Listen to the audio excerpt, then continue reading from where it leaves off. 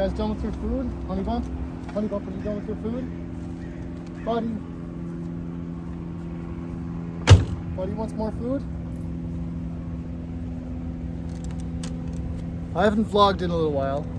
In fact, I've only vlogged one time. Just one time.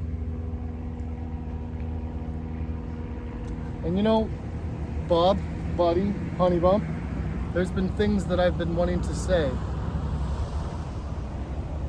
Like, for instance, working at Titanic.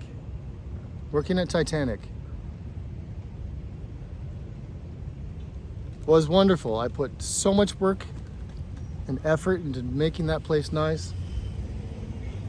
And there were so many comments from people, Buddy, my friends, people I knew, excitedly came up to me and said, wow, man, you're doing awesome. You're doing so great. And I brought a great attitude to that place. I swept. Every day I made sure that the floor was swept. That was huge. And that the hats were arranged nicely, and did what I could to create a really great atmosphere, and it was there. And then along comes Patrick, Mr. Venice Liberty guy. Hey, that's Honey Bump's food, knock it off. That's Honey's food, Bob. Come here. Come here, Bob.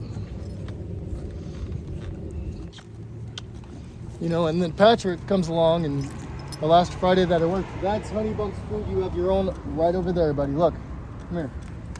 Buddy, come here. Right here. Buddy boy. No, right here, look, right here. This is your food. Come here. Come here, boy. Come here, right there. Thank you. Ay. Chingao, that's it. Ay.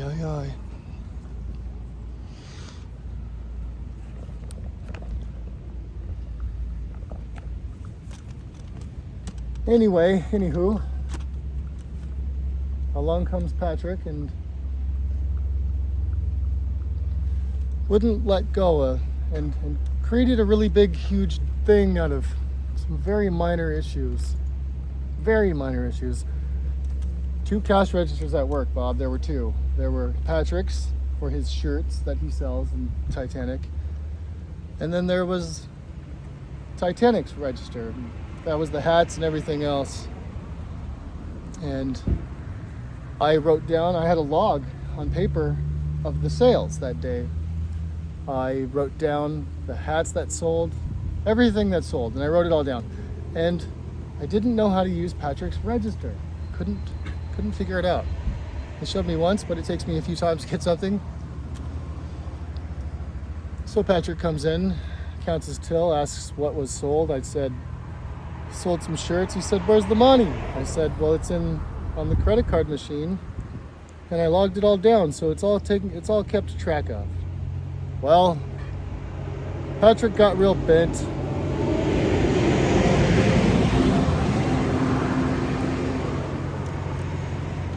And he threw a fit. He wouldn't let that fit go. He called the manager, Sean, and cried to him.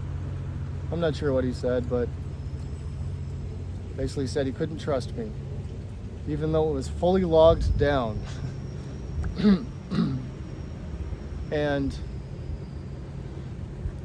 so that evening when I was supposed to close, Sean comes in and he closed, and he said, oh, I needed the keys. I didn't bring mine. I knew what that meant. I was like, okay, here you go. There's your keys. Okay, here you go. There's your keys. And didn't expect him to call me thereafter. And that was that. I was doing really great at the Titanic. Really great. I think there's a front going on at that store because they didn't care about cleaning. They didn't care about having the floor swept for the customers. The customers, hello, knock it off. Oh, knock it off. Oh, knock it off.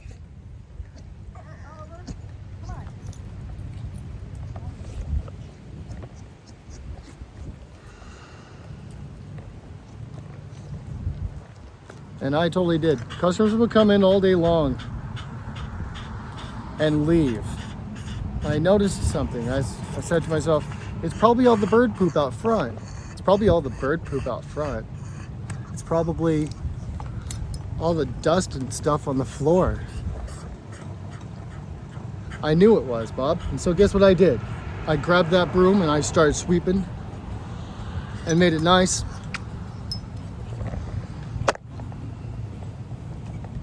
As nice as I could.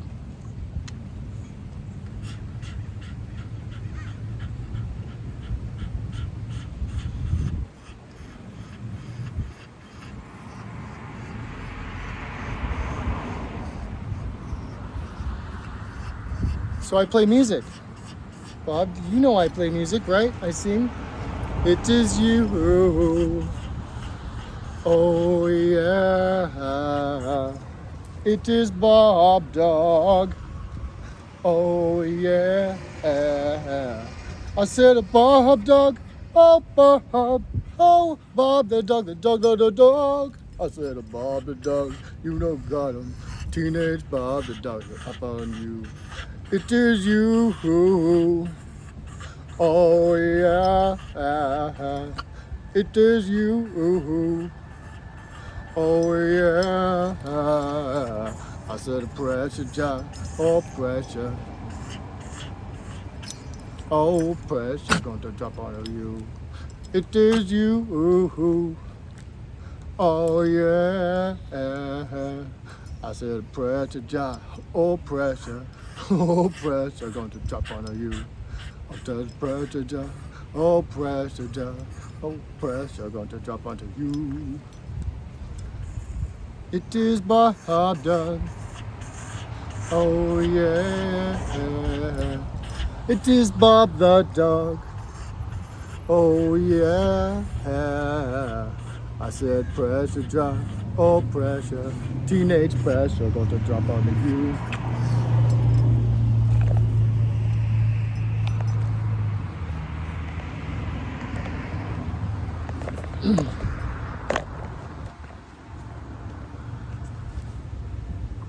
So I've been playing music. I've been playing Daniel. There's no wrong way to say anything. So Daniel Freeman Cummins. So Daniel Freeman Cummins, what have you been up to? Oh, I've been setting up open mic. I have an open mic setup. I've got a microphone, an amp cord, an amp, a guitar, a keyboard, and I play music. I play original music. And I'm really stoked about playing original music. Not any covers. I don't like playing covers. And so I've been setting up an open mic spot for anybody who would like to come by and play music. I've been successful with that. And also, I've been wielding a camera in LA. I've been wielding the camera. I fell off my skateboard here. I've been wielding a camera, and it's been great.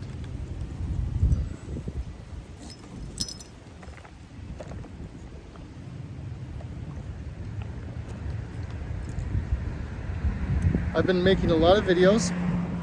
I've been editing things very well. And I just finished what I believe is the best edit so far that I have. And it's of Will Warden, of his band at the Townhouse.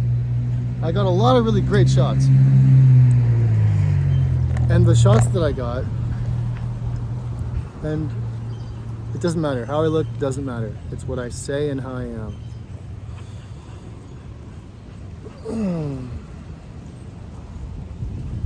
And all the shots that I got were so good. While I was shooting, I knew, even though without looking behind me, I knew all the people behind me were looking at my camera and mostly my camera and my shots. I was going slow zooming, slow panning, slow dipping and rising. And yeah, I was just as much as the show was.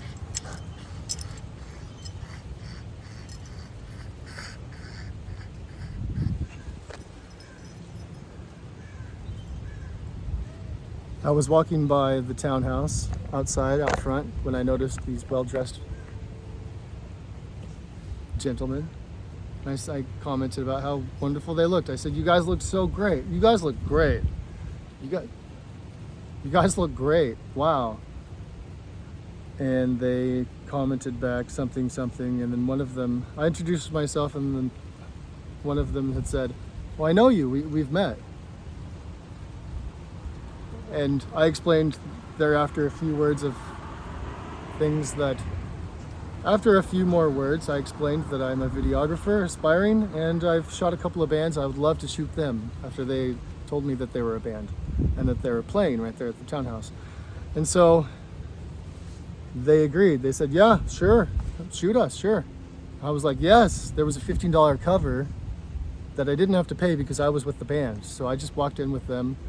And the first shot I followed after Will. He turned and walked inside, and I walked right after him. He was walking down the stairs. I knew to whip out my camera right then and there, so I did. And I got the last shot. I captured the last steps he took down the steps into the door of the club. That was the first shot that I got. And then he bends down, and then I got more shots. Him bending down to pick up his guitar, and then him sitting down, and then many more shots. And so how I shoot is not one continuous shot. I'll start and stop the camera when I think I should. So I'll get this shot, stop the camera, line up something else, get that shot, stop the camera.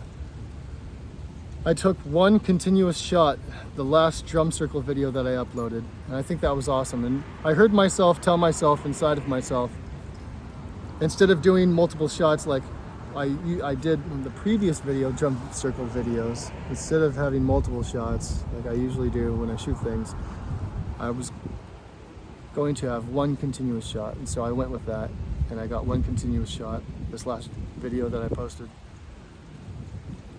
of last Sunday's drum circle.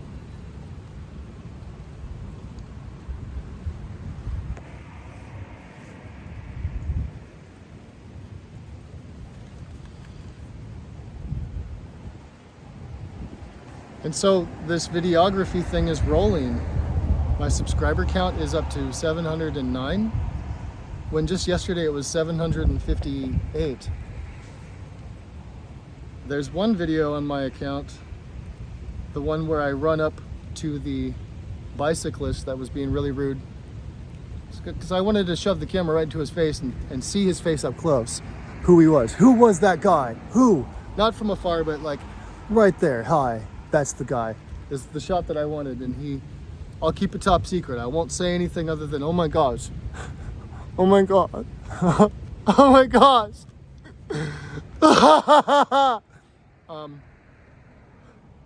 It doesn't really matter if I say it or not, but the man slapped the camera out of my hand.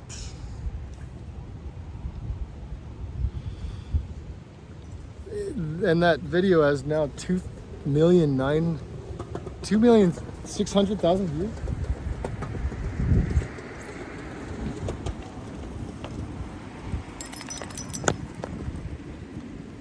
It is you. Oh yeah. I said pressure drop, all pressure, teenage pressure going to drop on you. Said pressure drop, all pressure, teenage pressure going to drop onto you. It is you. And the drum circle video has 113 views.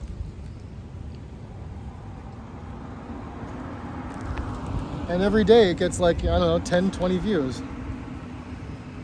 That's something. It's an hour long. People are watching it. The shorts that I upload, they get somewhat something, as you all know. They range from the 500 to 3,000 range. And then I've got that one of the bicyclist, and that video is at 2.6 million for that video. Every day on my phone, I see I've got so many notifications, all the comments.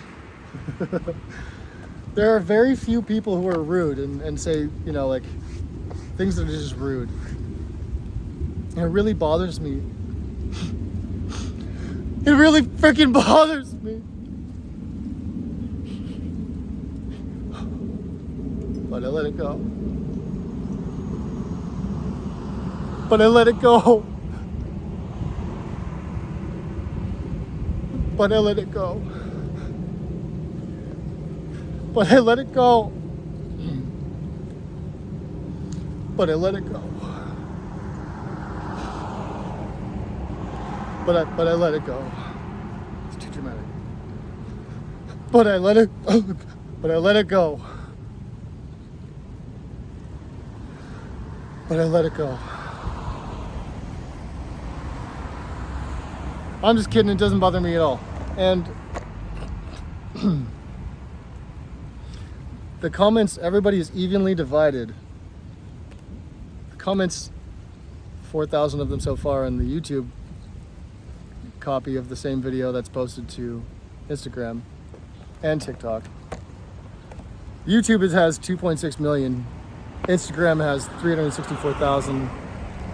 TikTok, it has like 40,000. But all of them have the same comments. The same exact comments. There are a few different comments. There are, the guy was rude. He should learn his lesson, manners, blah, blah, blah, this and that. Or and it's evenly divided between the biker was rude and the joggers were in the wrong. There is a small percentage of the same comments of, there is a giant in the video. Oh my gosh, I just noticed the giant of a man on the hill before, in the foreground, before the jogging path, bike path. And then also how the cameraman is, I don't even know what the words are, but basically like the cameraman isn't very smart for running up to somebody like that. There is something that hasn't been posted, and that is the next video right after that I shot. Because when the cameraman had the phone smacked out of his hand, I had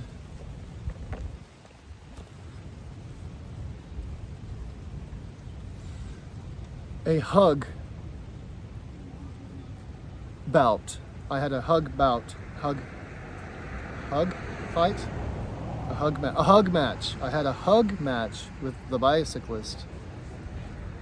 He did this to me, and I did this to him, and he did this to me, and we did this, and then we did that, and we were like, oh, and then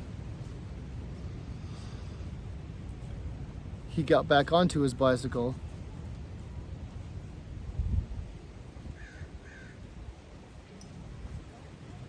and took off as fast as he could.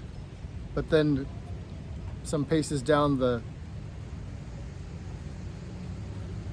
bike path, he got off his bike to readjust himself because we were hugging.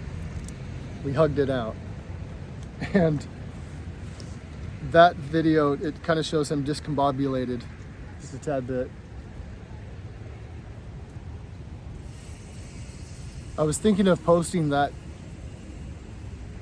editing the first portion together with the second portion, and then adding more of the joggers in the beginning of the video, just to kind of have more of a context of what was going on. Observing joggers. I was observing all the joggers. It was a huge batch of joggers, a huge pack of joggers. Every single evening almost. I'm not sure what their schedule is. It seems like it's random. But like I'd say about 2,000 or 3,000 joggers come from here in Santa Monica, and they go all the way down into Venice, and then back. I'm not sure where they go, but they go somewhere. And there are like around 2,000 of them. And it's so cool. It's so cool to see that it's not a marathon. It's just everybody who lives here who wants to jog and is in a jogging club. Gangs are big here. Gangs are everywhere. We have gangs of joggers. We have gangs of bicyclists. We have gangs of bicyclists with electric lights all over them. We have gangs of longboarders. The Vibe Ride, done by Brandon. Wonderful guy. Man, how do people get like him? Wow. So awesome. So awesome. And then we have gangs of motorcyclists, gangs of all sorts of packs of people. And it's so cool.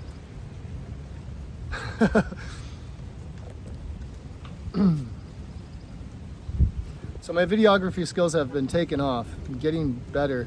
And what I've noticed is when I wield the camera and I shoot things, mainly of people, mostly of people, as a complete stranger, I'll take a shot of them and then I'll show them what I got, and with 100% accuracy, I am successful in attaining that person as a friend and a contact, adding them on Instagram, and us wanting to collab on stuff together. 100% accuracy I have. And it's so awesome. I was talking with a friend of mine, he was saying, you're in LA and you're wielding a camera. And that's true. I'm wielding a camera and I'm in LA and it doesn't matter how I look. There's no such thing as perfection. But this side, oh no, this line here, oh no, that line there, oh no, that.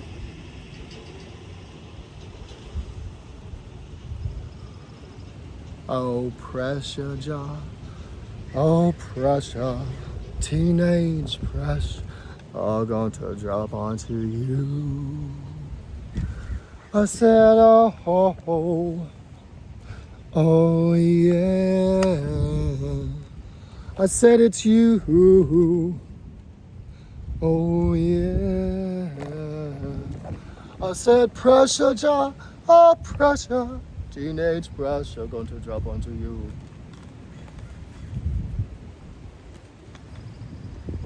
I've been keeping my quarters clean as best as I can.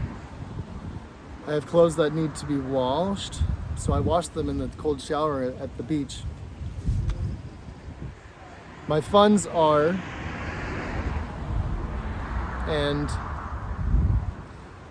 I'm confident and happy. My dogs are healthy and taken care of, as to the best of my knowledge. I've been taking cold showers every day in front of all these bums who sit around and they wonder, whoa, when is the truck gonna get here so I can take a shower?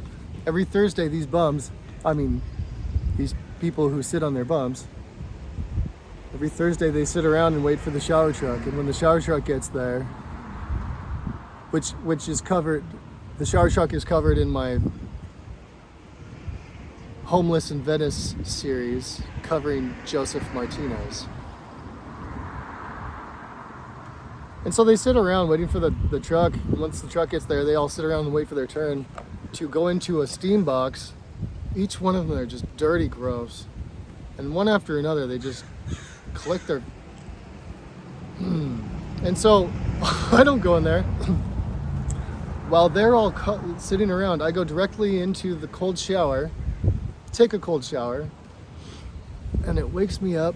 And then I also feel like I'm putting in my dues of the suffering thing, or not suffering thing, but like, the hard, doing things that are hard and then reaping the benefits or rewards of them. So I take cold showers to not only just wake up, but to put in my dues of toughness.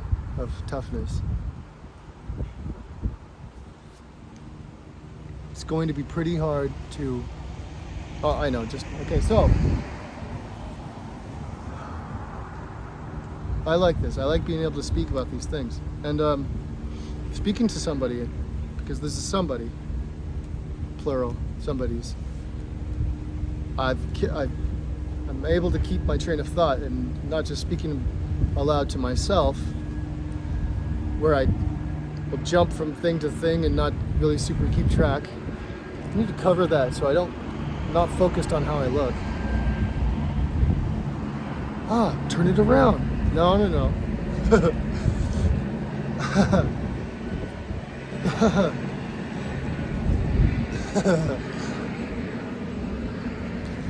And so my videography skills is sharpening. They are sharpening pretty dang cool stuff. And so since this is my vlog right here, I should back up and preface this thought. I was just looking at the time of the video, and there's 12 seconds in this segment, 13 minutes in this segment that I've shot. And there's probably about 5 segments. A couple of them were a few minutes, one of them was less than a minute, one of them was more than 5.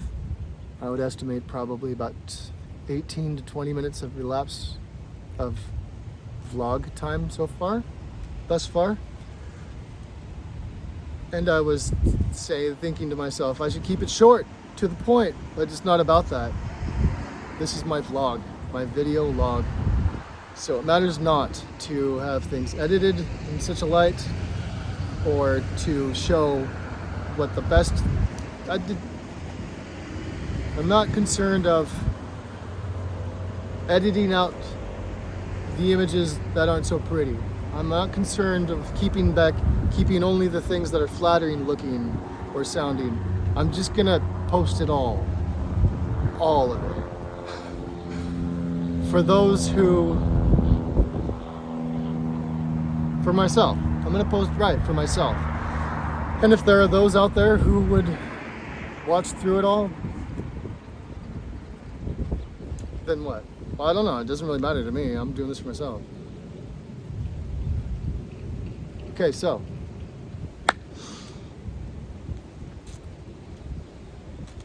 star date 2025. It's May 19th, 18th.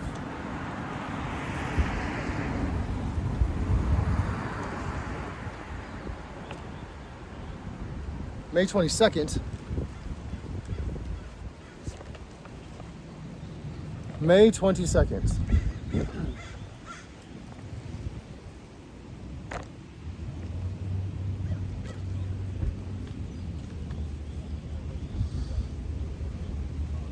The greatest day that I ever had of my life thus far was last Sunday. Sunday I formed a band. On Sunday I shot the drum circle. No, Saturday. Saturday I shot the drum circle, the small little one, and then Toshi, my good buddy, and his friend met me at the little drum circle where my other friend Doug was playing drums.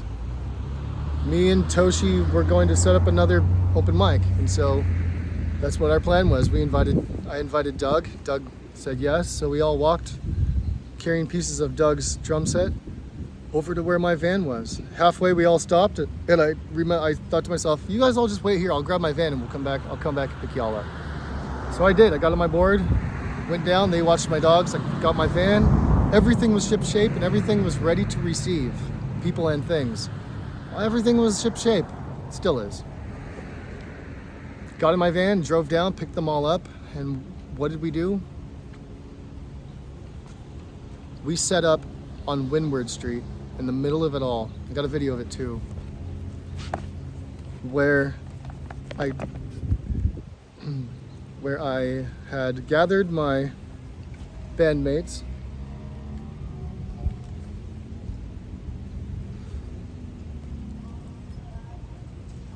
where people gathered, and anybody who came up interested, I said, come, play. in which a wonderful person named Sinclair showed up, who instantly became my best friend. Damien showed up, who instantly became my best friend as well. And we formed a band. We were jamming. And we were jamming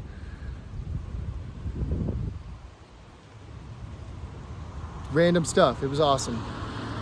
We shook out our rust. We weren't super flattering at first, but we didn't care. We pushed through all that and kept playing, and then landed on some really good sounds, and we all were stoked about it. And after about nightfall, we decided to go to Hananos, which we did. We went to Hananos, where we set up. This was us on Windward. On Windward, right in the middle of it all. There's Sinclair, there's Doug, and there's Damien. Anyway, you know where this video's at on my page. You can see it if you want to. This was the little drum circle.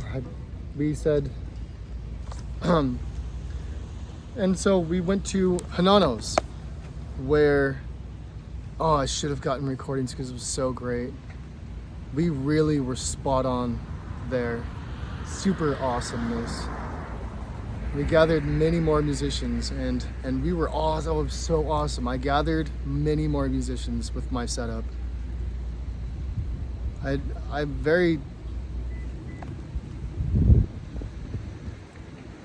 have spent little time with all these people that were with me, yet because of what I was bringing, everybody was trusted.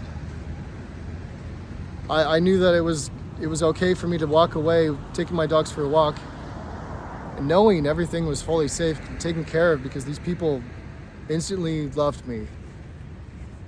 And that was right. That was true. It was really great. But aside from that,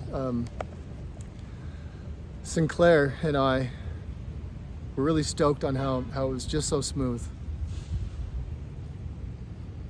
She instantly became my good buddy, my good friend. The next day, I felt the loss of that friend, because she had to go back to where she's from. Where'd she say she was from? South Carolina.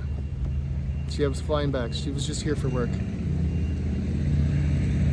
And I was really sad of having so temporary this friend. It was so heartbreaking for me. I just, oh my gosh, it was so hard. I breathed it all out. And I thought how thankful I was to have experienced that day.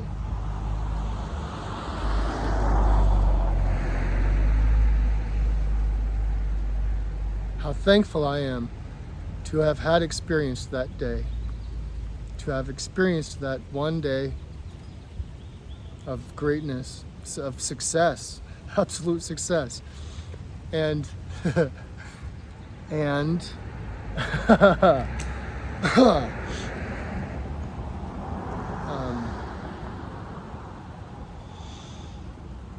how wonderful it is to know that I had, for one day, a close friend. A wonderful, cool, smart, clean cut, hard worker, going somewhere in life type of best friend. I miss her a lot. I don't miss her. I'm thankful of that so much. Super awesome. Super awesome. Right, Bob?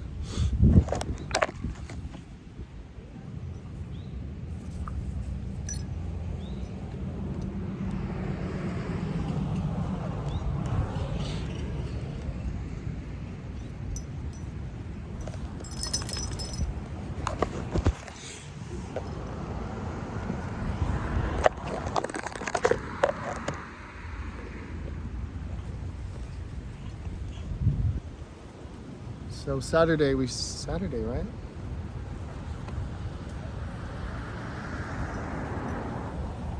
Yes. Yep, Saturday. Was super awesome. So the next day, Sunday, comes along,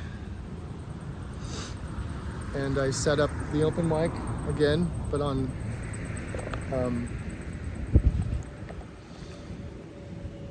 Ozone, and it was a success. Although not very many, I was going to say, well then don't. Where a lot of people came, and I've got more videos, and many more musicians came up and played and stuff, and it was really successful. It was really great, and it was really fun. I kept it clean, I kept it nice. There were people who came up to try to be druggies. I shooed them right away because I didn't want that around. I didn't want that screwing up the music, screwing up my spot. I shooed that people. There was one person came up and was like, "Hey, do you want?" I was like, "Dude, see ya, thank you, bye." I said bye.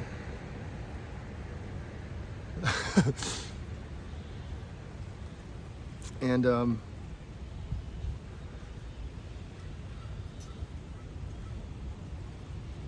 was protective of the good energy and the good vibe that I had built, that we were rolling with there. I'm very, very proactive in allowing any musician at any level play. And what that means is I let people on the mic and on the guitar who don't know what they're doing. It's important, I believe, to allow people like that chance.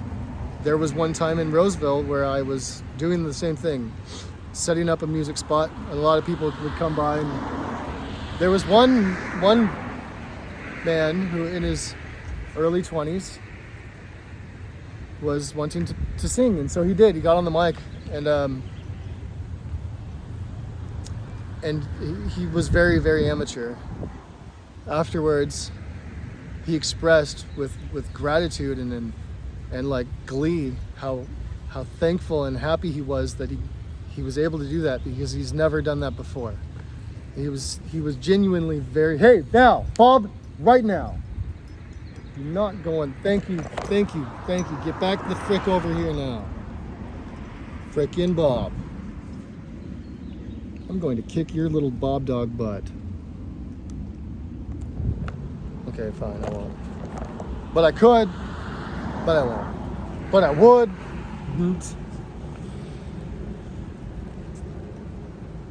And so after that experience with that person who was really happy and excited to have been given the chance to go on a microphone and sing loud, as it wasn't super pleasant to hear how wonderful it was for him and how happy it made him feel. And I that's when it was clear to me that it's important to allow people, anybody, the chance to get on a microphone. And so I do. During these open mics that I'm hosting, I will allow whoever to go up and jam. I'm not the greatest singer in the world, not super beautiful, mostly, and I'm not the greatest musician in the world, not super beautiful, mostly. Yet I still play, and I'm still happy about it, and I like to play original stuff. I like to make up things. I don't like to play covers. I think that's cheating. Oh, let's hear a song. Oh, that's somebody else's song. Huh. Yeah. Oh, yeah. That's great. You wrote that? Oh no, you didn't write. You didn't write that. No. And so, as a musician, that's just the way I feel. As a listener, I totally understand how hearing my favorite song from somebody is awesome. Totally understand that, 100%. But as a musician, I just think it's silly and cheating. Like at an open mic, when somebody plays a cover song at an open mic, especially an open mic, when an open mic is for your own music to be played. And so, outside of Hananos, all the cool kids, none of them gather around. It's all the other cool kids that gather around my setup. And it doesn't bother me at all. I'm not ashamed being the other cool kids. It doesn't inhibit my joy.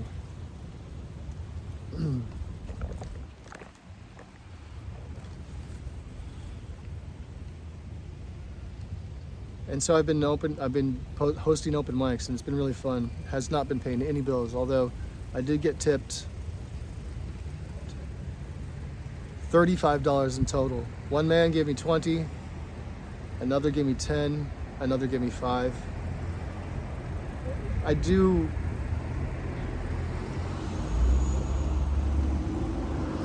understand the importance of having proper funds, especially having dogs and a van to keep gas in and oil and to keep it clean, vacuumed, keep my clothes washed correctly, and then things like that. And I try really hard to make sure that happens. Sometimes my planning doesn't go as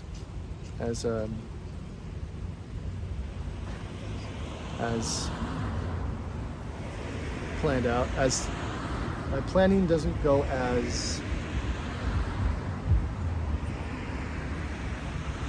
let's see here.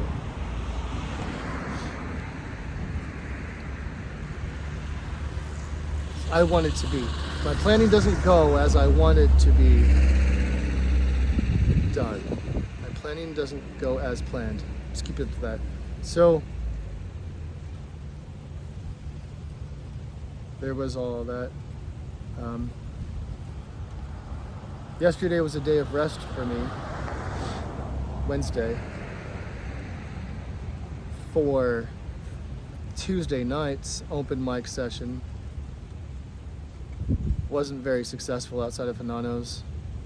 There were thieves.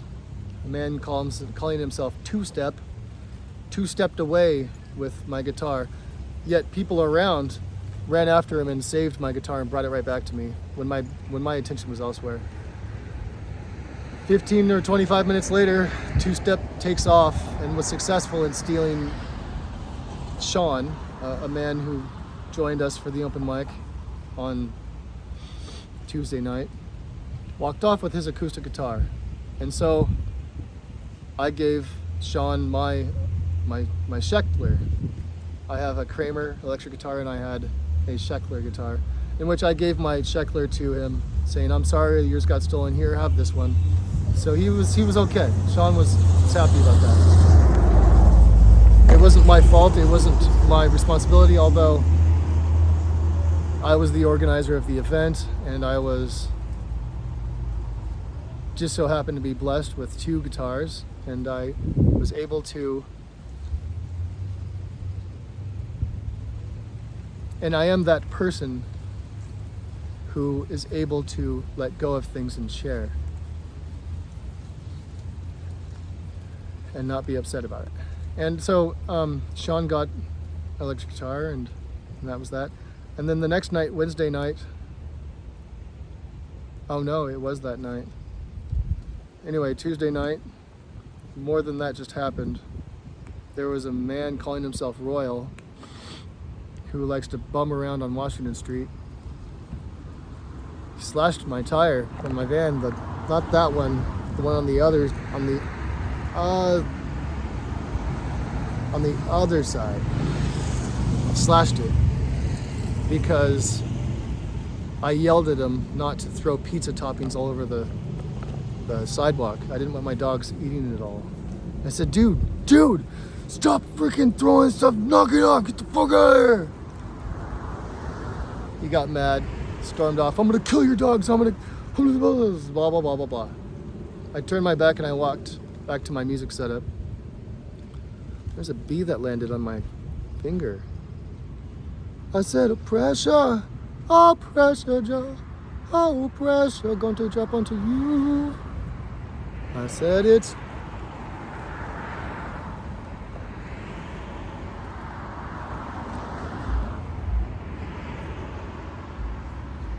So he slashed my tire. When my back was turned, I hear this near my car.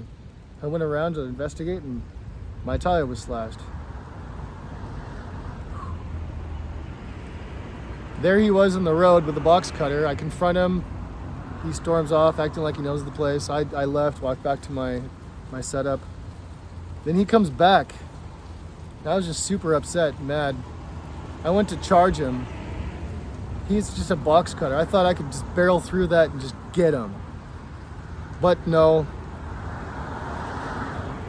He got me there, here, there. And I wasn't, and then he left, and I breathed it all off.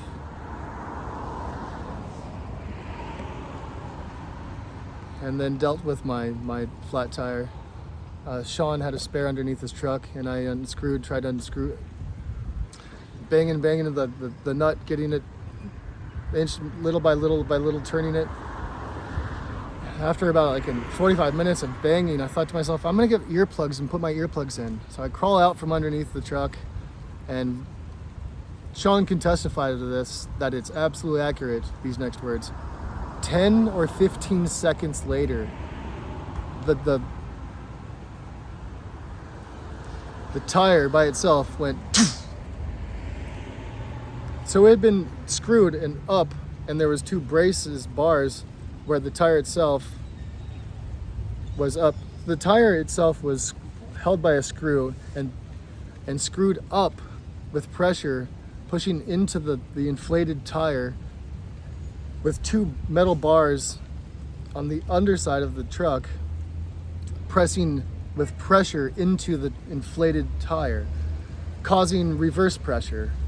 So as soon as that latch or whatever just broke, it shot down with force. And had I still been under there, it wouldn't have been no bueno. And so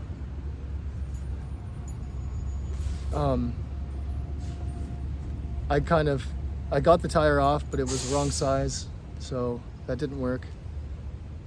I calmly went to bed, and the next morning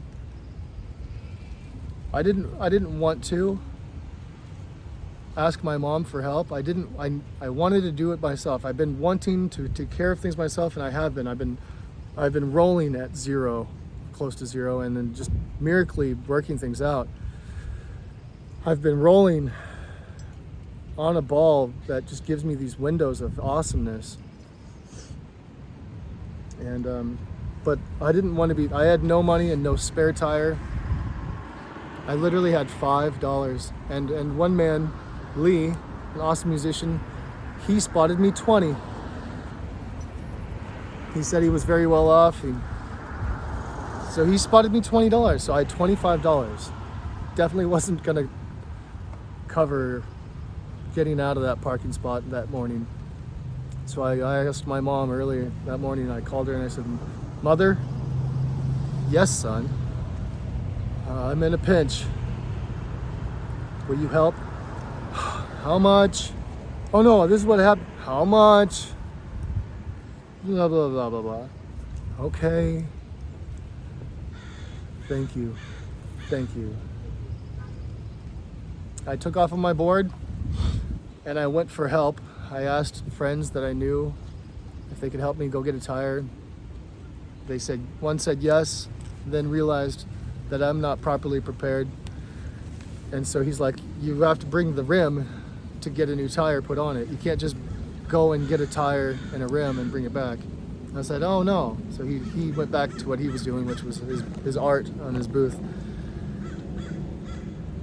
And then I went back down the boardwalk, not even knowing what I was gonna do, who I was gonna ask for help.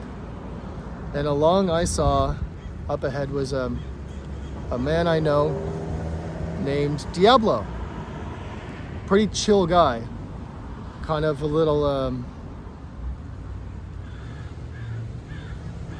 what? A little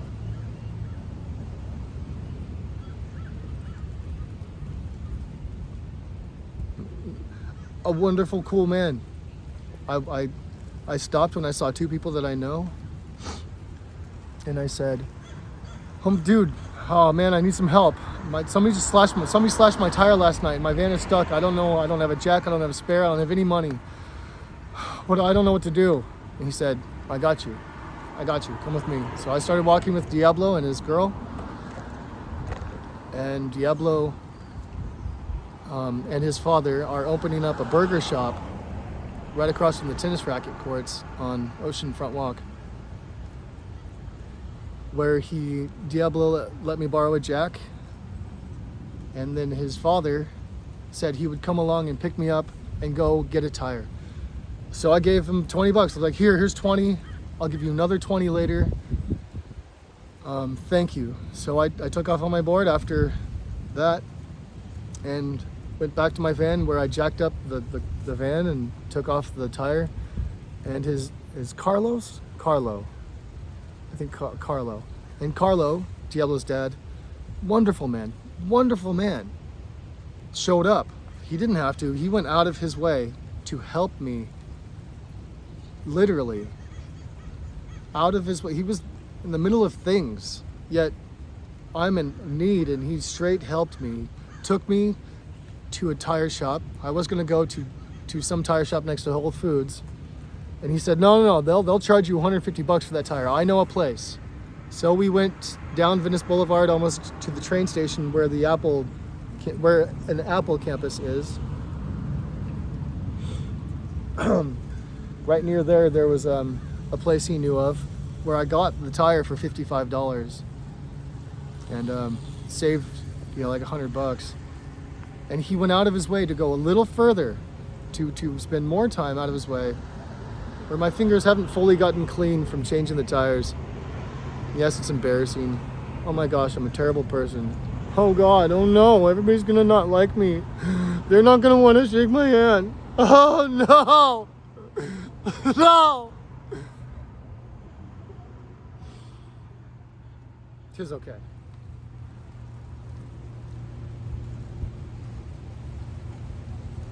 It's not what things look like, it's what things do.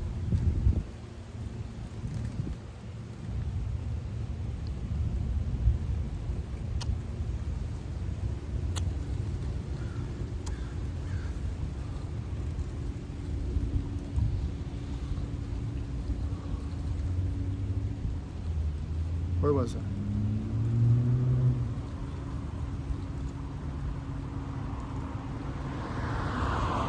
So he saved me all that money. He brought me, and he treated me like he cared after me. He noticed that I hadn't drank anything the time that I had spent with him. He noticed that I had not consumed any liquids. So when he stopped at the store, he got me a soda. He comes back in the car, he's got 2 sodas. He's like, here, which one do you want? Have this one. I was like, wow, that was so awesome.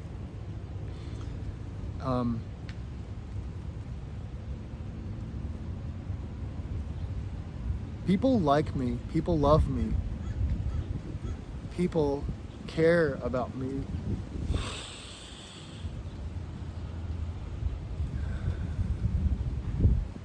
It's so wonderful.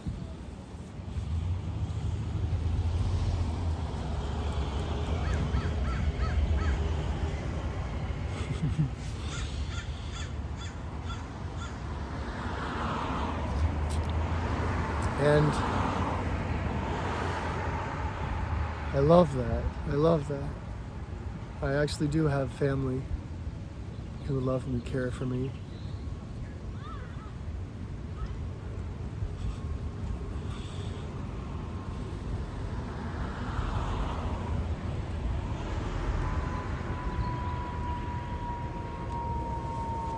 What else has been going on that's awesome?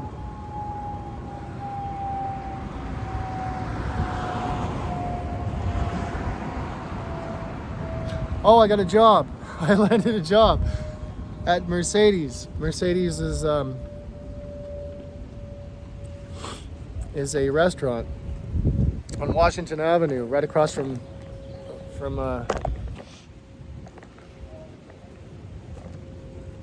from Hanano's.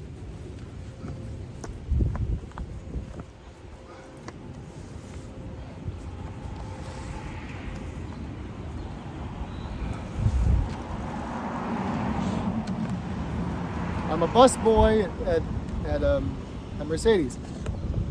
I'm sort of embarrassed to have these fingers that look like this.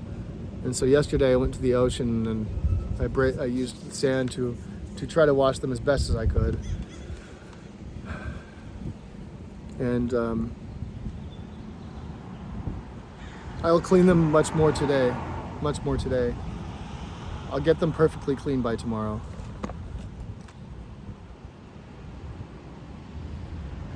It's very important to have clean looking hands because nobody wants to touch anybody that has any sort of... And I understand why, fully. You get fungus from that shit. You don't want that. Nobody wants that. Or something. And what else? Okay, so yeah, that I've got a job, but also I'm getting better and better at videography. I think I'm gonna cut this short. Why? Right. Because I've got things I've got some things I need to get accomplished, like laundry, and vacuum up the floor, and give some stimuli to these little guys. Honey Bump, she's up. Honey, do you want to run and get him? Boba.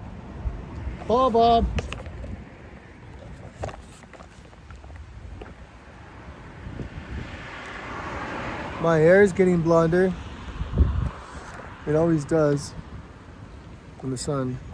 My eyebrows, I have no eyebrows. In pictures, it looks like I have no eyebrows. They're so dang blonde.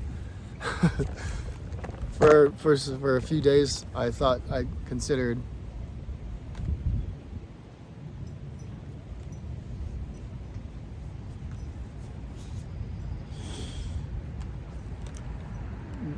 bleaching or coloring them. I considered using makeup. I've since given all that up. I could really care less. Really doesn't matter to me. So my fingers, they are like that, but my toes are clean and look a lot better than my hands do. What does that mean? Does that mean something good? I know it does. So there's that. But what else? Bob, come here please, Bob, now. Come here please now. Bob, come here. Now.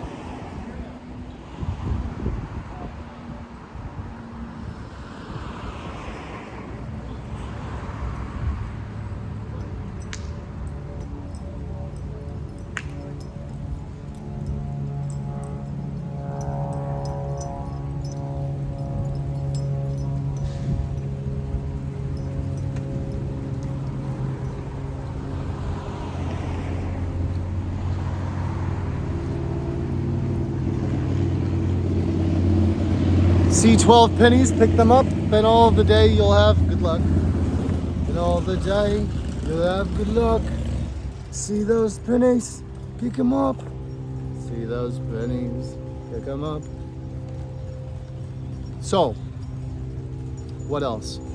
Oh, for the past month or more, in Venice, all the locals treat me well, like I'm somebody. Really, what had changed? What has happened?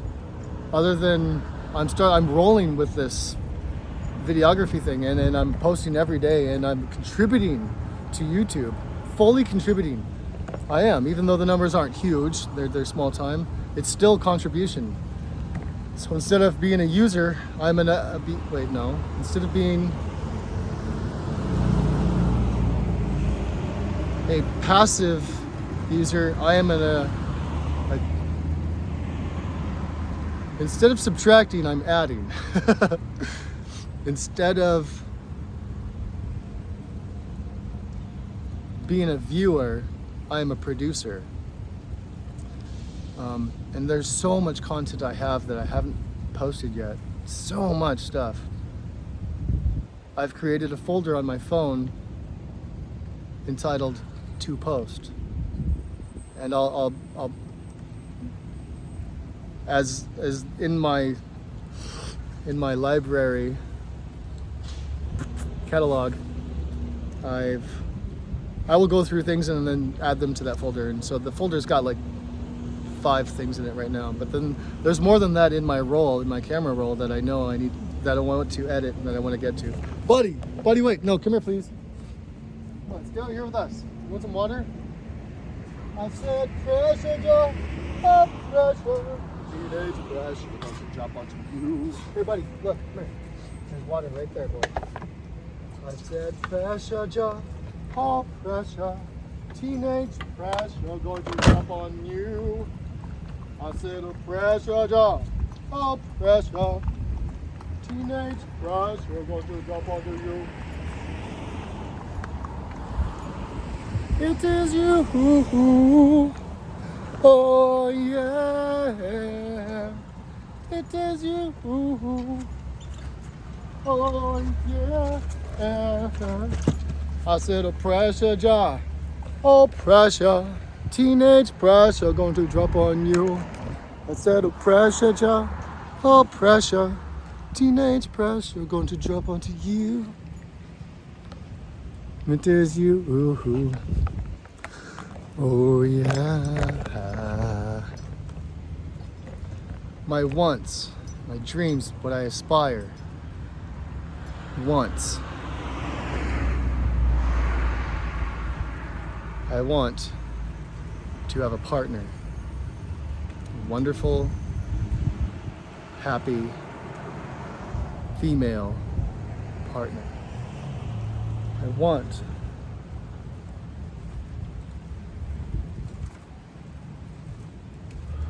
Buddy, no, stay out here with us. Come here, come here. Come here, little boy. This way, little boy.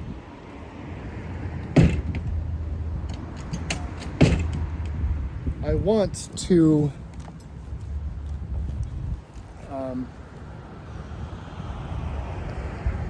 I want to work out. I want to get buff arms so I can kick the crap out of whoever I need to, if I need to, like that one jerk face. I did make a report, a police report. I'm not sure if I covered that. No, I didn't.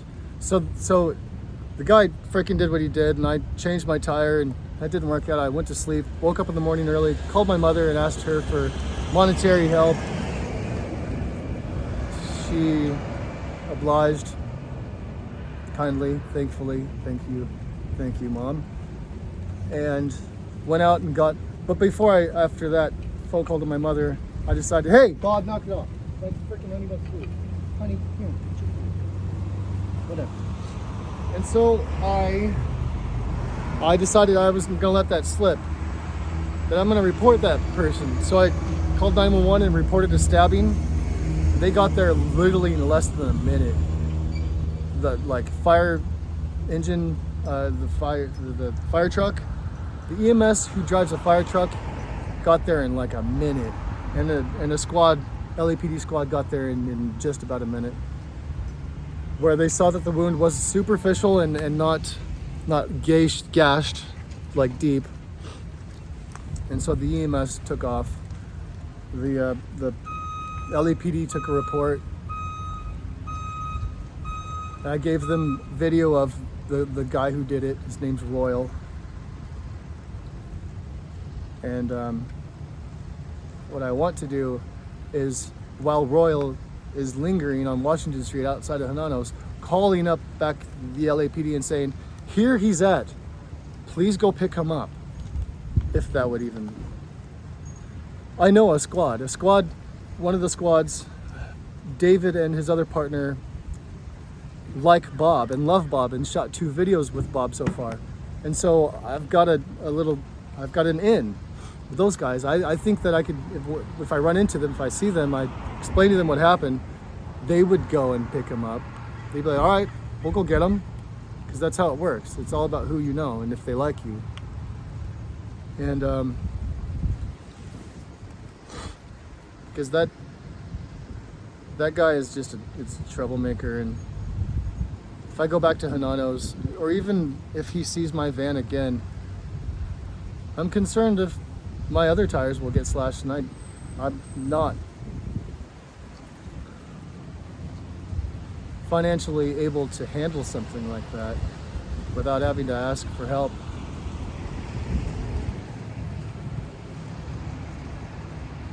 In which I don't ask anybody for help, but my mother sometimes. Like I'll ride on zero. I'll go get food from the food bank. I make sure I always have dog food for my dogs. And so I'll save my money for that. I'll save my money for gas. It's pretty much all I really save. Oh, and my internet bill and my Apple bill, $10 a month bill for my 2 terabyte storage. And then the monthly cost for InShot to have no ads, the editor that I use on my phone. I don't spend money on anything else really. Very little money do I spend on alcohol. Like a $2.50 beer out of the trough. And not very often either.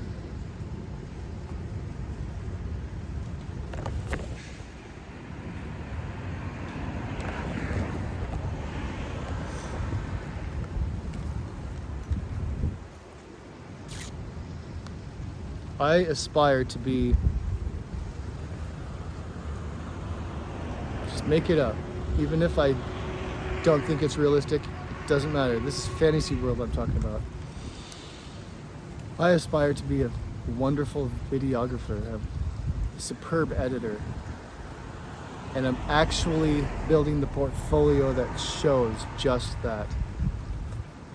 The last video of Will Warden and his band, I have a friend who is a retired professional Hollywood industry editor. His name is Dale Belden, and his IMDb shows credits like Blues Brothers 2000 and Michael Jackson's Thriller, and the documentary The Making of Michael Jackson's Thriller. That's what he made, was an editor on, and other movies too. He's my friend, and he lives in that building right there. In fact, he lives that one or this one. Either that or that is his this morning, my friend invited me for breakfast, in which I had great breakfast this morning. I had oatmeal, granola sprinkled on top, 2 pancakes, some butter, some syrup, a Denver omelet, hash browns, coffee, toast, sourdough, and orange juice. I had that for breakfast. I was able to have that for breakfast because this man, my friend Dale Belden, who I met right here, when I was just kind of lingering like I am now with my dogs. As he walked by, just spoke to each other, and he said he has Parkinson's. I'm familiar with Parkinson's. I took care of my friend Mike, who gave me this ring. This is a disabled veteran's ring that Mike wore, that he gave to me. It's one of the few things that I have of the possessions he had given me. I have his grandmother's quilt, That's the patchwork blanket that I have. I have this ring. I have a picture of Mike in a frame. I have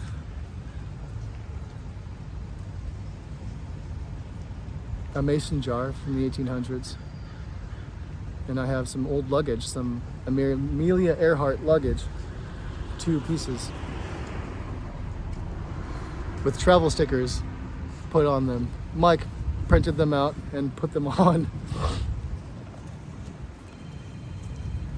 Nobody ever calls me. Who's this?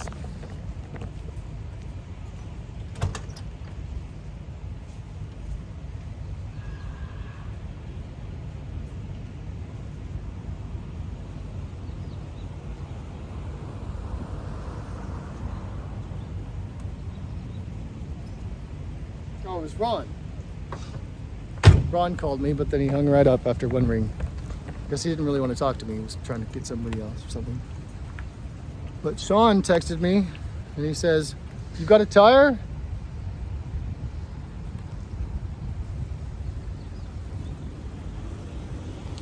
And since this phone is hard to work because of the screen, I can't really use this.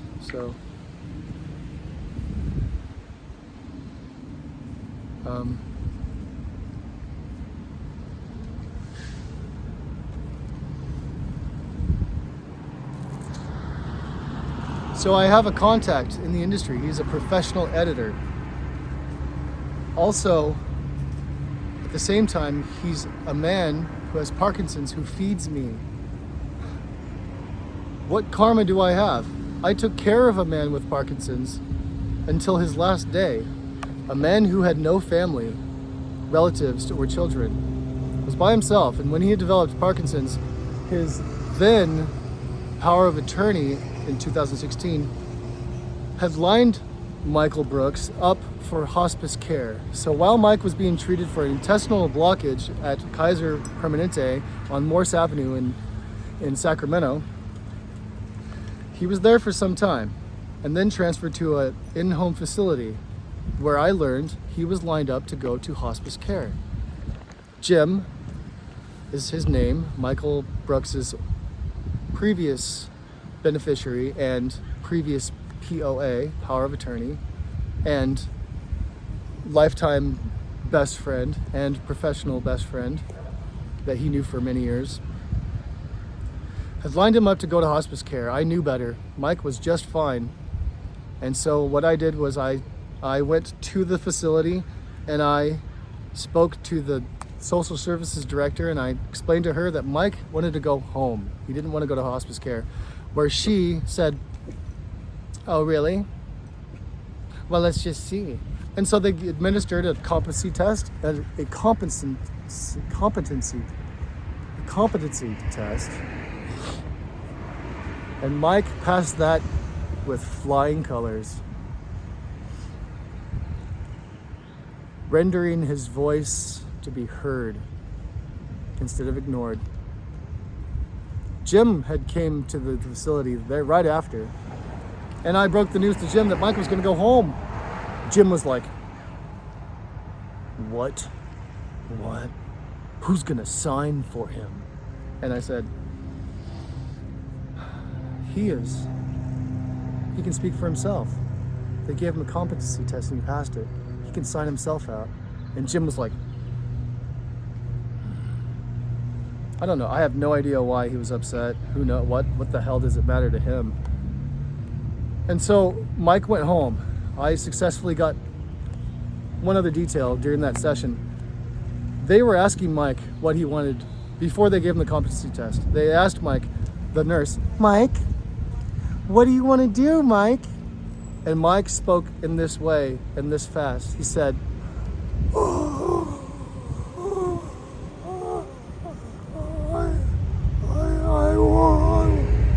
want to go home. That slow. While he was speaking the I in "I want to go home," she interrupted him and started talking to other people in the room, where I quickly interrupted her and I rudely said to her, "Excuse me, this man has Parkinson's." And I had to remind her what her training was and what her job is. It is a disease where he goes slow. You're gonna have to wait for his reply. Straight to her face. It shut her right up. Smile left her face. And she said, "Okay, yes, Mike." And I turned to Mike and I said, "Mike, what is it that you want to say?" And he said, I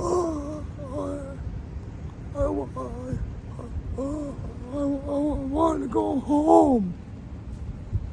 So I spoke up for that man, made those freaking people listen to him, where then that social services director woman said, "Okay, well, okay then," and just left the room. And in comes a person to administer a competency test. Nobody waving? Come on. Oh, come on.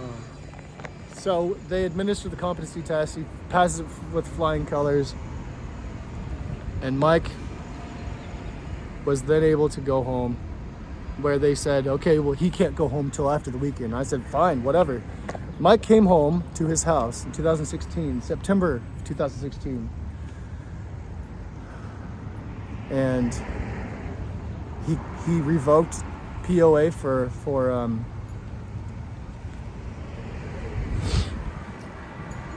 Jim. He revoked Jim's POA and he granted me POA. And I began to be his caregiver right then and there. Where I took care of that man at his home through some very hardship times. He gave up on himself. Buddy, stay out of, no, come here, hey, come here now. No. Get over here now, come on. Stay over here, please, thank you. Ay.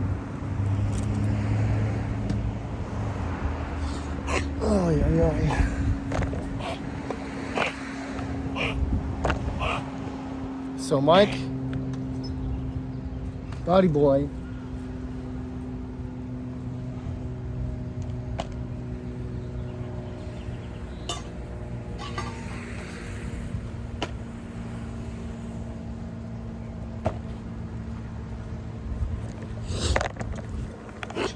Mike came home. I took care of him until his last day.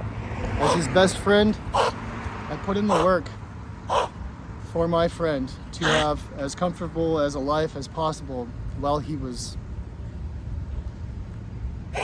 he had slowly just given up and not tried. He didn't try at all. When I was his caregiver, he didn't put any effort into getting himself better.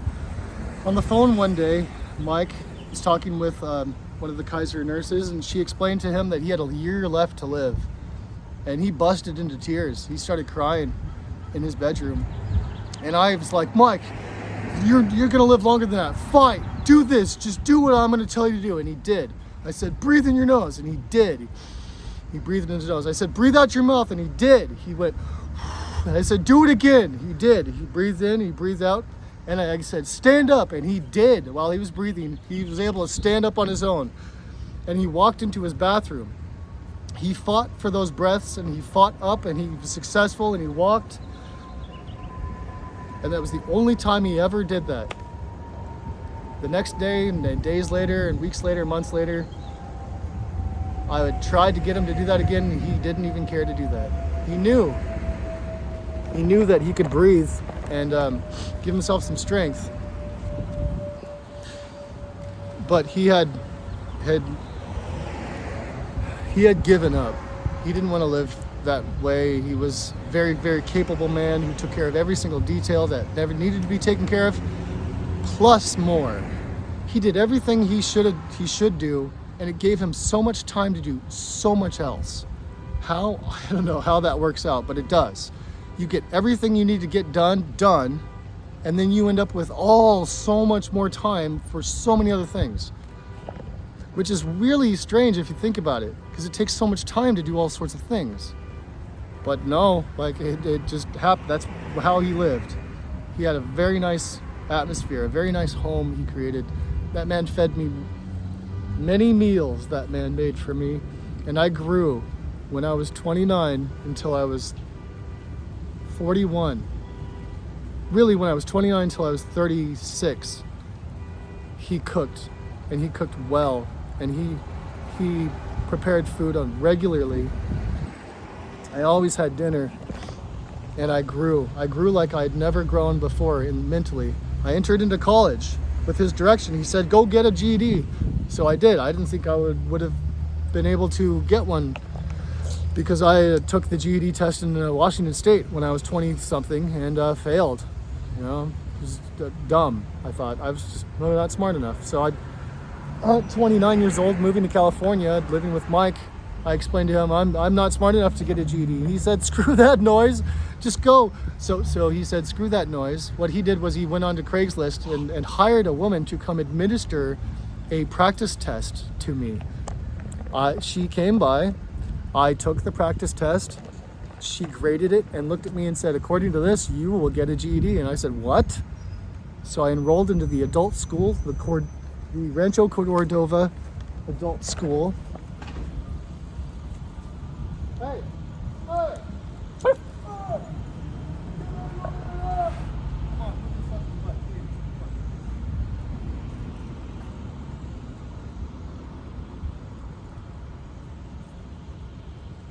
No, over here.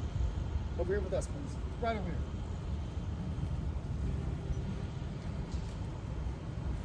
So I enrolled into the Rancho Cordova Adult School, where I took one of 5 tests per day for like I think a week or something, and I passed. In fact, on one portion of test, it was the social studies or something social, where the common knowledge of what's around us and what's going on with things. I scored perfect. Every single one I got correct. That was the one that social something. I remember one of the questions was, why did George Bush win the election? It was simple, because he got the electoral vote. And so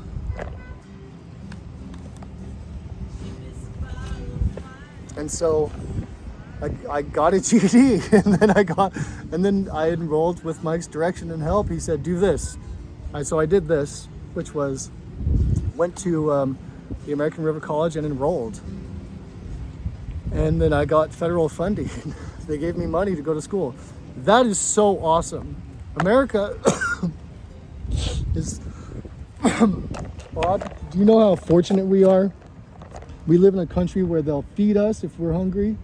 Really, the government will give us money for food if we're hungry. And they'll pay us to get smart. They'll pay us to get smart, Bob. We're very absolutely blessed. I enrolled into college where I learned that if I didn't have breakfast every single morning, I was unable to think correctly. I got good grades the first semester. The second semester, I felt insecure and self-conscious, and was kind of just nervous of being around people, being self-conscious, and just thinking I wasn't good enough or cool enough or smart enough. And the friends that I had the previous semester weren't there, and so I was alone and just uncomfortable. And so I just stopped going. And then I focused on making music and getting good, in which I did. I got really good and amassed many recordings that are really, really great. And with the Line 6 amp that has recording capabilities on it, the same amp that I bought, that I have now, I got again just a couple months ago, because I have all these saved files and I want to hear these songs that I've recorded. And stuff. So fast forwarding to present day. Present day, I have little buddy who is starting to lose his sight, and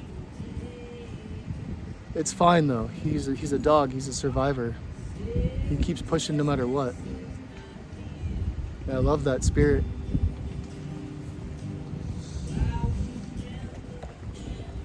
It's badass. And I have Bob, who is beginning to not listen to me. And Honeybump too. She doesn't like to listen to me or obey. She thinks she's the leader, and she sees me as an unstable leader, which I am. But it's hard. It's hard living in the van and not knowing how I'll be able to feed them. Just running by the luck of my bones. Not having a partner. When I'm around women, I don't talk to them because I just It's not that I don't think I'm good enough. I know I'm not good enough, so I don't say anything.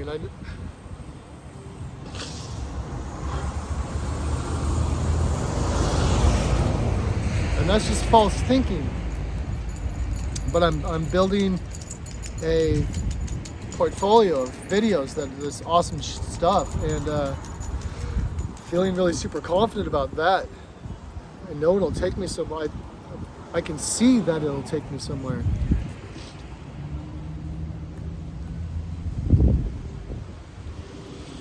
I will try and work hard. I will try my hardest and make sure that it takes me somewhere. And then for many years, Honey Bump and Bob and Buddy were very happy.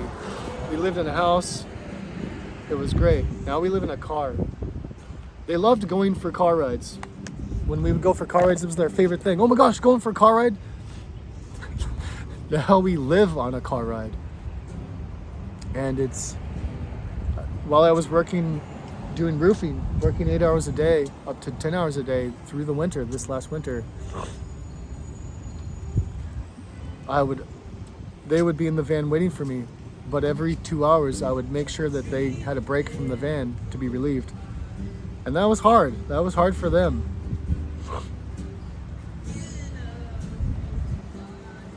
But I made sure that I kept doing that to save up so that I would have enough. And I bought a guitar. I bought an amp. I bought a microphone. I bought a keyboard. And I still have those tools. And they help me gather people. I set them out and people appear.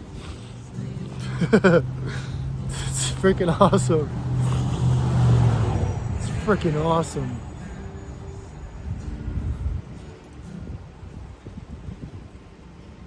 It doesn't really pay the bills. Nothing's really paying the bills.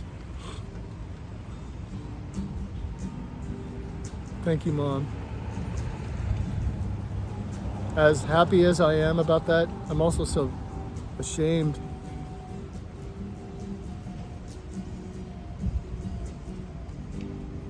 But it's fine. I'm not letting things bother me anymore. No matter what. I'm not gonna let anything bother me.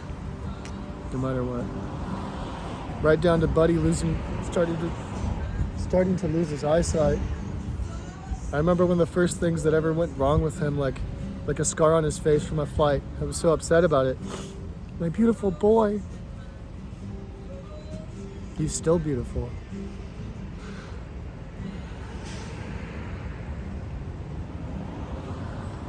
You know? And Honey Bump has, on her right leg, developed soreness. She skips a little. And that shows that her kneecaps are starting to give her pain. And what that means is the last winter, all that time not running and while I was working wasn't good for her. Looking back, I would have if I knew that would have happened, I wouldn't have gotten that job. I would have just done something else, figured something else out.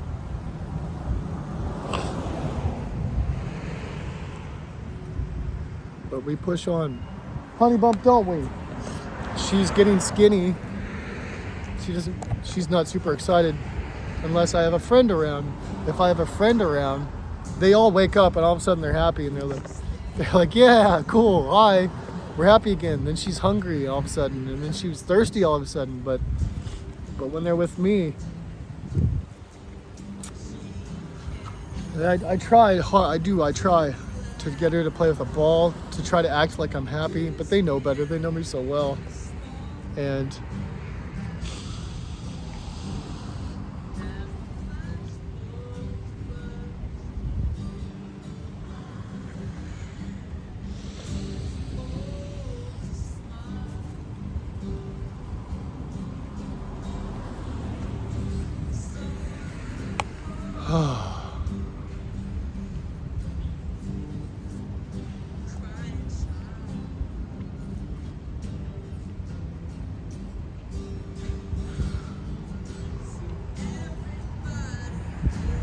So today, I've had a good breakfast.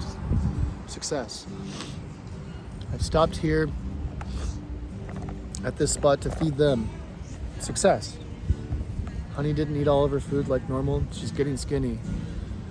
And I'll do what I can very shortly here. I'll end this video so that I can play with her to get her excited so that she'll eat more food. And then I will go to a vacuum out my van, and then going to go to the laundromat and wash thoroughly my clothes. And after that, I plan on doing a lot of editing today. I have a lot of stuff to do, editing wise, tons and tons of stuff, so much material to go through. And that's just in my whole catalog. But then immediately I have like 12 different things to edit and post. 5 of these things are in folder, a reminder form, and 4 or more things are in the end of what's the latest that I've shot in my camera library. One of which is a rooster who's dressed. Another is of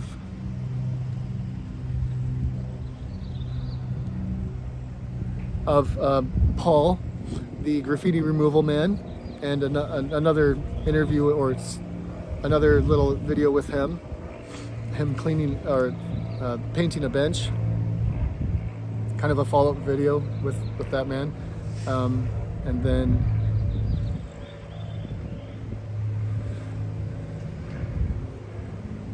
more stuff, much more stuff. But also all the video that I shot of Will Warden, I only made a short, about 1 minute and 10 seconds long, of the first song that they played. And there's like 6 more songs and all the footage of all throughout those songs, where there's much more excitement in the shots, where they're much more energetic in their performance. And then also, while I was wielding the camera in front of them, and all the people behind me were focused, knowing that I'm pulling these good shots. They were all seeing me get good shots that they all, after a few, 20 something minutes, all of them flooded the dance floor and were putting on really good dance moves, trying to, because they knew this man's getting really good shots. Let's all give him good dance shots. They did. They all kicked into gear. That got all of them to kick into gear. I've got the footage and you'll see. Just all of them busting out awesome country dancing. A bunch of them. And they were all close too. They were all uninhibited near me, where at first they were like keeping their distance. And then they all saw that this dude's getting really good shots. Okay, we need to look good. So they all did. And they're all like putting in good energy, woohoo, and stuff like that. So all that footage I have yet to post. It's taken a lot of time to go through that. Oh my gosh, it's been his music is so soothing that I fell asleep 2 different times going through the edit. It's time consuming. And Dale, my friend Dale Belden, I asked him lots of things, but one thing he said, it took a lot of coffee. I totally understand that. So I've got much work to do ahead of me, edit-wise, and that's not going to bring me anything other than a better-looking portfolio. I don't know what that will bring me. Here in this town, LA, I'm wielding a camera, and I'm getting better at my shots, and it's very hard to hide getting good shots in front of people. People absolutely can see, okay, that guy's getting a good shot. Where I'm going, what I'm doing, how fast I'm moving. I'll run to the next shot too. I'll run to it. Like when Will's bandmate was packed up and leaving, he left the bar with a bag, and I was outside talking with them. I saw him leave, and I immediately left. The first shot I got was of the back of him walking that way. Then I ran to in front of him, turned, and got the shot of him walking past me. I ran for that shot. Honey Bob wants to go say hi. Honey Bob wants to go say hi. They want to say hi. They're good. It's okay.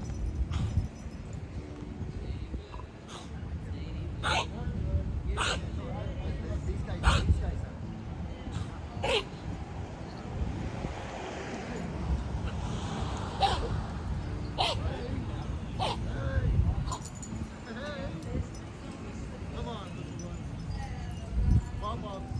Bob. You have to have my permission if you want to talk to another dog. Hey, stop. Thank you. Hold up. Wait. Oh, I know you just want to go say hi, but it's socially unacceptable for me to have you off leash unless. What am I saying? We're in Dogtown. No, we're not. We're in Santa Monica.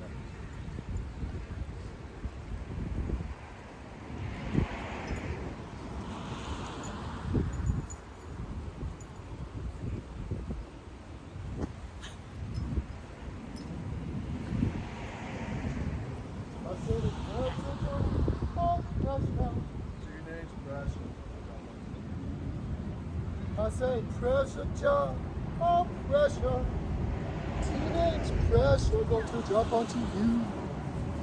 It is you, oh yeah, it is you, oh yeah, oh pressure drop, oh pressure, teenage pressure going to drop onto you. I said pressure drop, all pressure, teenage pressure going to drop on you. It is you, oh yeah, it is you, oh yeah. There's a lot I will save for future vlogs, video logs. There's a lot that needs to come out, especially about the loss of my best friend, Mike. Not one time have I cried for losing that house and all those beautiful things, for that losing that piano. Not one time have I shed one tear at the loss of all that. It was taken from me at the loss of all that. I was bullied. Anyway, not one tear. But many tears at the loss of my friend. He was the best friend that I've ever had. And I wear this ring because it's my ring. Because it's my ring. A disabled veteran's ring. Is that your ring? It is. It was bequeathed to me from my late friend. He gave me all of his possessions, including this ring. So this is my ring. Oh, well then. Like the disabled veteran, like the Vietnam veteran hat I used to have that I would wear in honor of my late friend. A man of the service asked me, so you were in the army? And I said, no. Well, why are you wearing the hat? I explained this was my best friend's hat. And when he passed on, he gave me all of his things. And so, this Vietnam Army veteran's hat is mine. And he said, yeah, yes it is.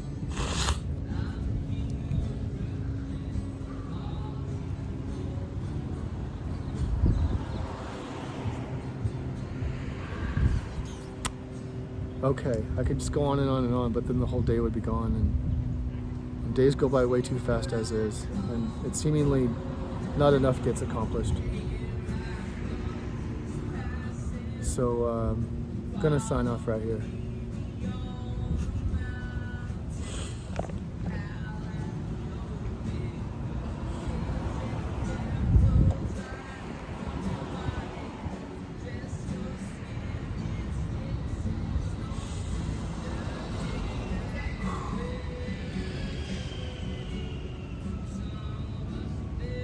This is rare. Little buddy's right next to me. What's going on? That's strange. And Bob too. What the heck? Usually they're like somewhere else. It's totally awesome.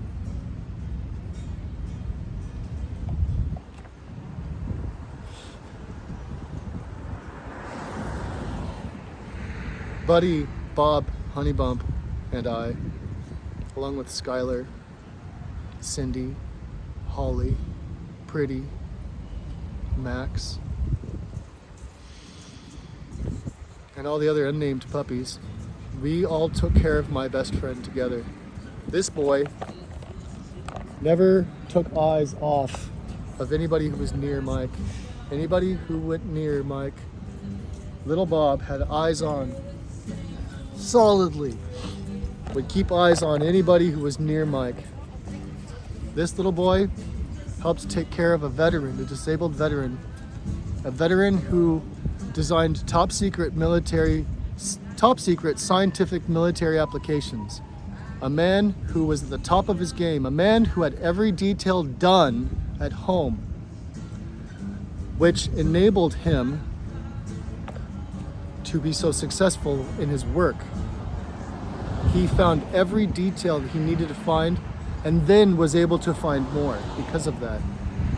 They called him Magic Mike because he knew everything that you needed to know. He was at the absolute top of his programming game. He was a computer programmer in the 80s using Cobalt. He started with punch cards.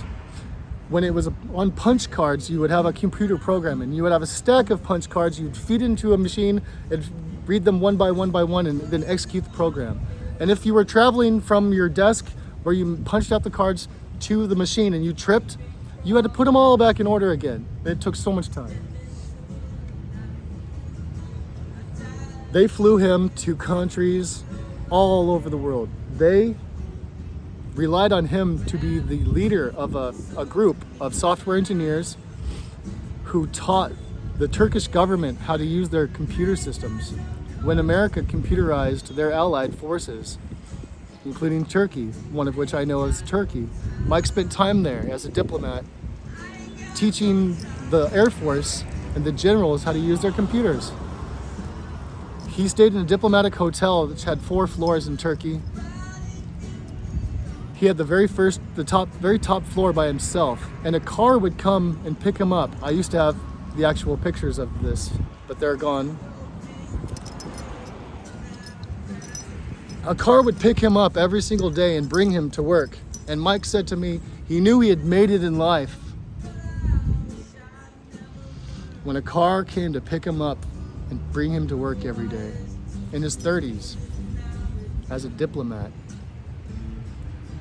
designing as a computer programmer for the government, of the American government, on loan to the Turkish Air Force with a team from IBM and Intel. Both of those companies had teams sent, and under Mike's direction did all what they did, which was install computer mainframes in embassies throughout the world, as well as computerizing the Turkish Air Force, in which Mike was loved and had the pictures to prove it too. The farewell dinner that they had, there's pictures of, and I'll always remember the images. I wish I could show you now. A very sharp looking man with jet black hair, a nice looking mustache, a beautiful looking nose, sharp looking face, a very confident looking yet happy and smart facial expressions, sort of sly, happy, taking pictures with all these happy people, all these professionals, all these top of their game professionals in Turkey at a farewell dinner for the top members of the Air Force, the team from Intel, the team from HP. Was it HP? Intel and HP. IBM and Intel. From IBM and Intel, that team and Mike, and then all the Turkish people had a really important farewell dinner because they were all family for about 2 years or so. In Turkey, alcohol was illegal. I'm not sure if it still is, but it was illegal back then. And Mike, being an American in Turkey, was able to get alcohol from the American embassy. And so he lavished their dinner with alcohol. So that must have felt like they were somebody, like there were somebodies. And you know, and how they all must have, esteem-wise, felt. They were all very important. I had pictures of all that. They all were happy around a nice decorative table in a nice room, just all smiling and confident and happy. Nobody looked sad.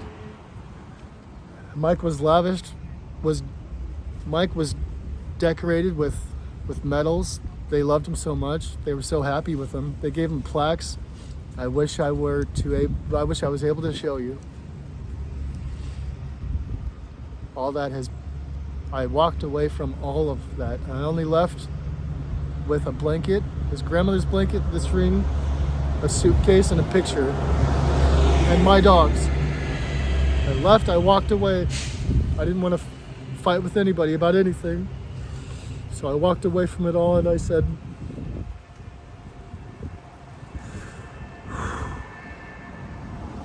so I guess these are the very first two. No, I'm emotional already. Okay, so what was the point of all this? Right, so the dinner. Cool stuff. Mike, very, very important man. And computer programming is an elite, esteemed profession these days. This man, Michael Kent Brooks, was one of the dinosaurs, was one of the first. I was talking with a man that Mike used to work with. What an awesome car. Look at this freaking car. What is that, a Dodge Dart? Painted jet black? What?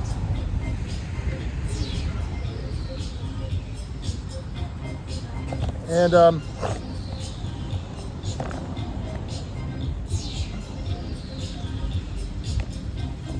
this man who Mike worked with lives in Roseville. He's retired. He explained that it was a very small and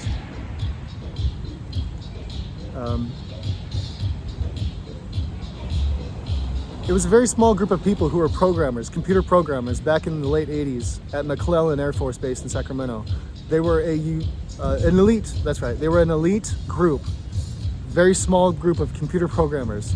When nowadays there are lots of them, back then there were very few, and Mike was one of them. Mike was one who took care of all details at home so that during his work, he was able to be at the top of his game, finding every next detail you need to find to progress.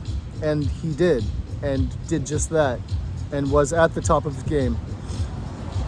He was, not only did he go to Vietnam for a year and raise in rank to E class 4 or something like that. Afterwards, he decided to go to college. The government was going to put him in college, and they did. And he went into computer programming. I've had a picture of Mike young in front of a 1960s computer, or early 70s, huge mainframe thing. And he sits in front of it. He's looking over this way at the camera.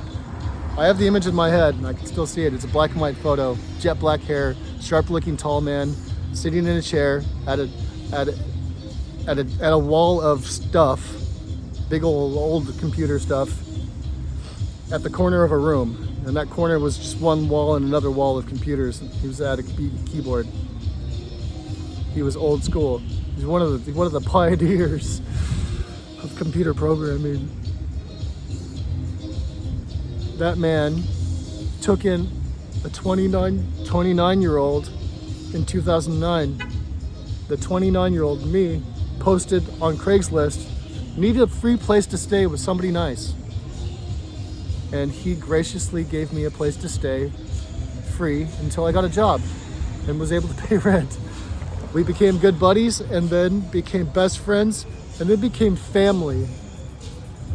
And then I ended up taking care of him until his last day.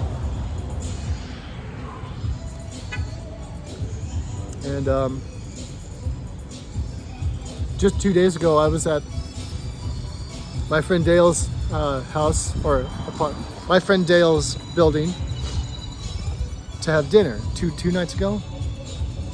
I was really excited. It was right after I finished the edit of Will Rogers' band, the latest video that I posted, of the latest band that I've shot. After that video, I'm really excited about my skills. And before dinner, I went to the bathroom to wash my hands, and what I do is I'll speak to Mike. I'll say, Mike, guess what? Mike, guess what? This is what's going on. This is what's happening. I said in the bathroom, I said, Mike, listen, I'm in LA, and I'm getting really good at videography. And I have a friend who I'm about to sit down with at dinner. He's a man who has Parkinson's who is feeding me, Mike. Can you believe that? But not only that, he is a retired professional editor, Hollywood editor, and he's my friend. Isn't that awesome? Isn't that amazing? So awesome, huh, Mike? I know you're proud of me. I know you are. I know you're proud of me.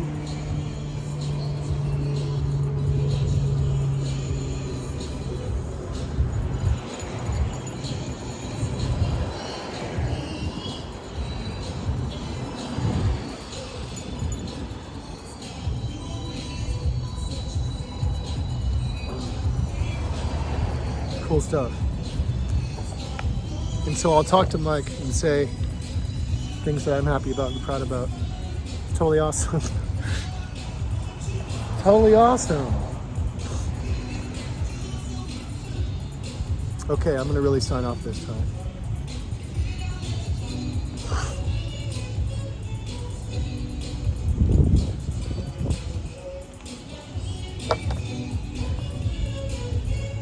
(12:59 p.m. Thursday, May 22nd, 2025. Daniel Freeman Cummins, along with Buddy Buffwood Cummins, Bob Oak Cummins, and Honeybump Walurga Cummins, and our van, our home, signing off.